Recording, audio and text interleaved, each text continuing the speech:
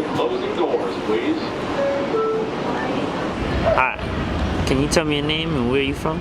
My name is Cristina, but I go by Cristina, and I was raised in the Bronx. Alright. Can you tell me some of the things you like about the Bronx or about it? Not much. Okay, so I was born in Manhattan, but I was raised here by Yankee Stadium. And it's pretty awesome. I like Yankee Stadium. I like the people. I just think it's boring. I think I was meant to be in a different borough, but this is home, so I walk around here at 3 o'clock, 4 o'clock in the morning. I don't care. I'm not scared or anything. It's all minorities for the most part, so I'm good with that. There are white people coming over. I see Starbucks, I see Checkers, I see Walgreens. So they're coming to get us, but the Bronx is awesome. It's comfortable. It's my people, so it's home. Anything in particular you don't necessarily feel about the Bronx or have a certain view about it? So boring.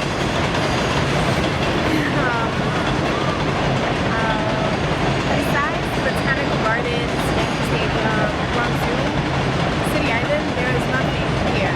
There's no culture. That's kind of messed up to say, but there's no culture. We had museums and whatever, but for like young professional, this is not a place you want to live. It's pretty dead.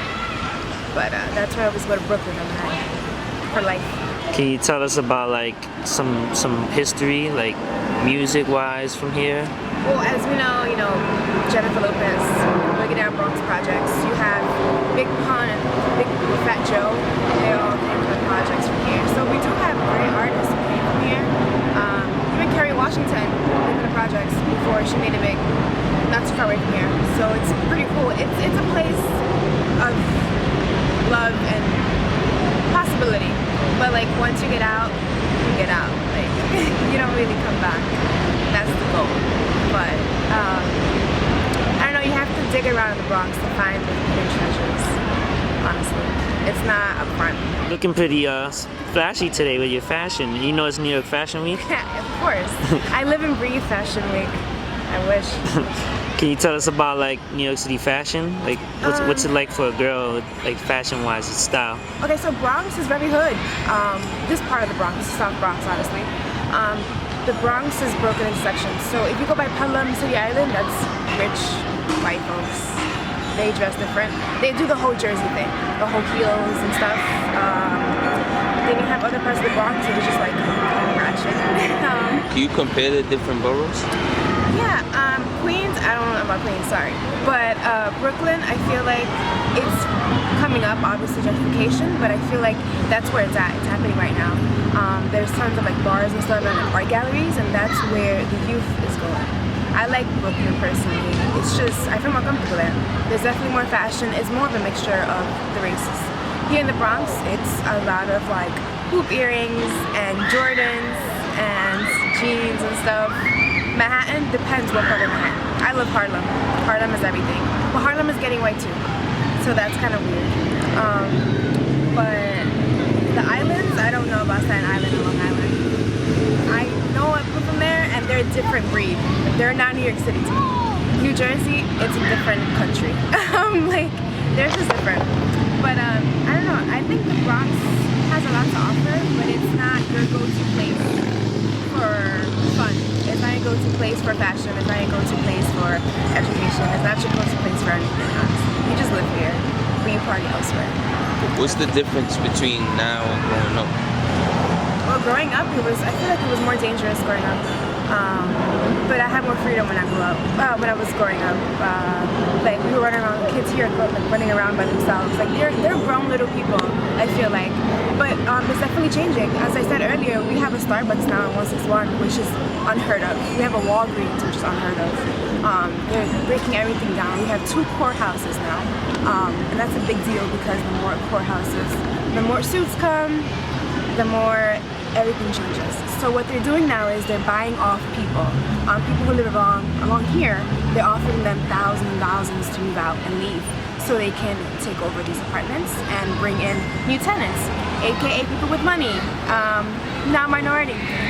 So they're definitely trying to change the geography. They're trying to change everything. They're trying to change the color. And that's kind of scary because we've been here for years. There are people who have lived in these homes for 20, 30 years, who raise their children and their grandchildren here, and they're telling them to get out for whatever amount of money. And if you don't accept the money, they're trying to get you whatever way they can. So if you miss a late rent or you have too much noise, get complaints, they're going to use that against you to kick you out. And that's just happening to a lot of people that I know around here. It's going to keep spreading along. So I live a few blocks away from the stadium, but I do see them coming over to my side too. So it's just, it's happening all over New York City, which is scary. Where will we go, you know? This is home. But people are fighting them off, so it's good. Can you like talk about some of the things you might suggest to like a tourist that's not from here? Like, what would you advise them to go and like take a look at? In the Bronx or? Just New York City. Okay. So my introduction to New York City was I purposely went to high school in Harlem so I can take the train, because otherwise I didn't know how to take a train. So I got lost a lot. So definitely Harlem is a good place to go. People are always scared about Harlem, but it's not really a scary place. I mean, just be smart about it, obviously. There's a lot of history in Harlem. Stryver's Row section is full of history. The museums, the Schomburg Museum Research Center about Black history, Black culture is amazing. Here in the Bronx Zoo is great. We have the museum right on 161. It's talking about Puerto Rican flight, Dominican flight here. It's pretty awesome. Botanical Gardens is always a treasure to go to. You want to go to Manhattan. There's different sections in Manhattan. For example, like if you want to get some Italian food, you go to Little Italy, obviously. Little Brazil. Chinatown is a big one.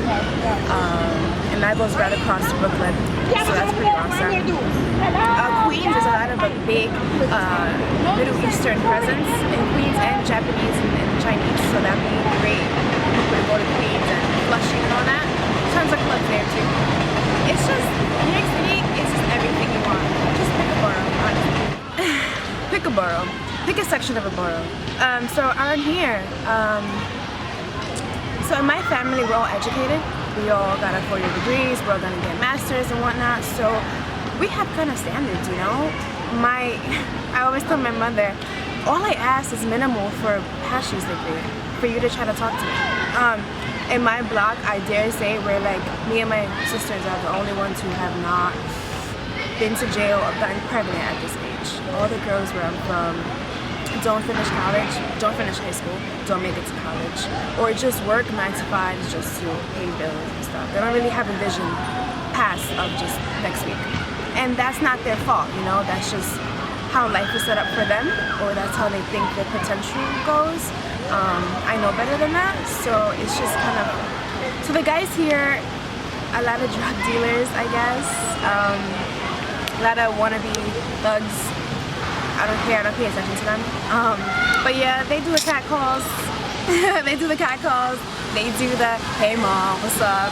Just ignore them, I don't really care. It's whatever. It depends though where you go. Like, if you go to a section in the Bronx, they're gentlemen. They don't look at you, they don't talk to you. But around here, they're not shy. They'll go and grab you and say what's up. You either attack, you scream, or you just keep walking. It's up to you. But if you don't say anything and you keep walking, expect to hear it down the block. How you're a B and you're a hoe and X, Y, and Z. Some girls don't know how to act about that. They just freak out. I don't care. To me, it's normal. I was born and raised in this, so I don't care. They don't faze me. And they don't touch me, because I will fight back. So, it's fine. Talk to us about like the NYPD. Our best friends. So actually, I have a 24-hour post in my block where I live. They're there every single day for the past few months now. And they just sit there in their car and just do nothing. It's pretty pathetic. I don't hate the NYPD, you know. They serve a purpose, but with all the tension going on, I don't trust them. And when they come closer to my block and they stay there and they post up like 4 or 5 police cars in the whole van, I don't feel safer. I feel more threatened, actually. It's pretty sad how that works. They're there for no reason, honestly, because the drug deals still happen in the next corner. People still get, you know, jumped or robbed or whatever. It still keeps going even when they're there. I don't really care for them to be there. They don't scare me. they don't scare many of us. They just annoy us, which is kind of sad. But I don't know. I feel like they need to fix the system. It's pretty messed up, and I think that finally people are woke about how effed up it is. And I think it's time that we start, making changes and stuff. But there are YPDs everywhere here, especially when it comes to the games in Yankee Stadium. There are rounds and stuff. I just keep walking like they're basic people. I don't care. In the train, excuse you, like I'm not gonna stop and like stop for you. Who are you? They don't bother me, so I don't bother them. But I've had close encounters with NYPD. A lot of my friends get stopped around here when I walk with them. They always stop the guys, especially if they're black. They never stop me or females, and they hate when I talk back. But I always ask questions as to why they don't stop me, because I'm the one who's walking across the park at 2 o'clock in the morning, not my friend, It's just really weird how they work. But I've never been bothered by them. I'm waiting for the day. But I've seen a lot, especially around here. I see, but I can't really say anything because no one's gonna listen to me. It's pretty sad. It's how it is. Opinions of the MTA and the train, what's that like? Okay, I'm a city girl. I live and breathe MTA. I think it's pretty pathetic how you spend thousands and millions of dollars revamping new stations and the service is trash. And you keep ranking up the prices for us to pay and there's no change. If not, it's worse service. It's pretty sad, pathetic, and just messed up. And our taxpayer dollars are going to shit, and it's not fair. So we deserve better treatment, we deserve better service. New York City runs on MTA, and that's the only reason why they're getting away with this. No one's gonna fight them on it. No one's gonna rise above. I think it sucks, but that's how we travel. We really can't drive around here. There's no point to that.